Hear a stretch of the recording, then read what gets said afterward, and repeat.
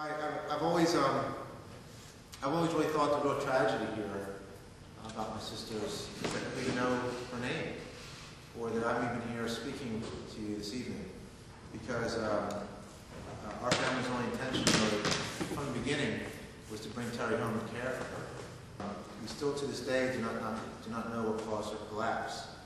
Shortly thereafter, she was starting to improve. She was taken off the ventilator, and she was, from that point on, within just a couple weeks of her collapse, she was sustained by just the feeding tube, food and water. She had difficulty breathing, difficulty swallowing, so she was given a feeding tube.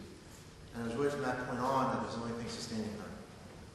The first 2 years, from 1990 to 1992, Terri was making improvements. She was receiving rehabilitation and therapy, aggressive rehabilitation therapy, and although it was slight, she was making improvements.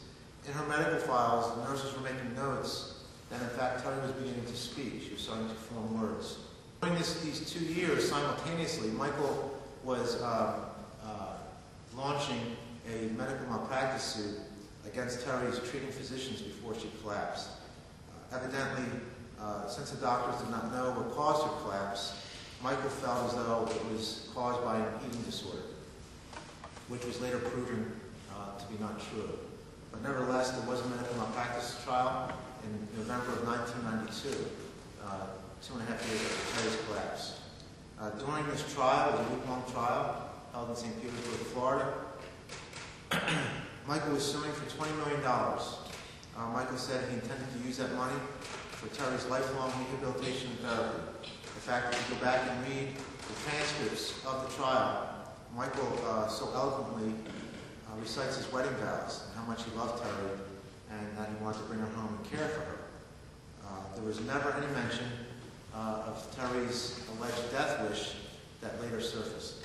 We later learned in the summer of 1993 that Michael began dating another woman, a very serious relationship. It was also in 1993 that Michael made his first attempt to end my sister's life. And please keep in mind that not only was just a few months after Michael was claiming that he loved Terri and wanted to bring her home, but it's also important to note that Michael is the inheritor of Terri's trust fund.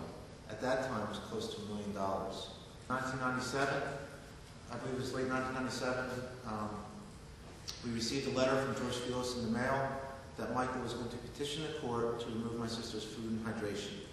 The reason now that Michael was trying to terminate her life is because he said that Terri has an alleged verbal living will that she stated to him when they were in her early 20s that if she ever became incapacitated, she would not want to live this way. Ruled in favor of Michael, his brother and sister-in-law, and found the evidence not only clear but convincing to end my sister's life by removing her feeding tube. But on March 18, 2005, the feeding tube was in fact removed from my sister. And then just over 3 years ago, on March 31st, 2005, my sister died.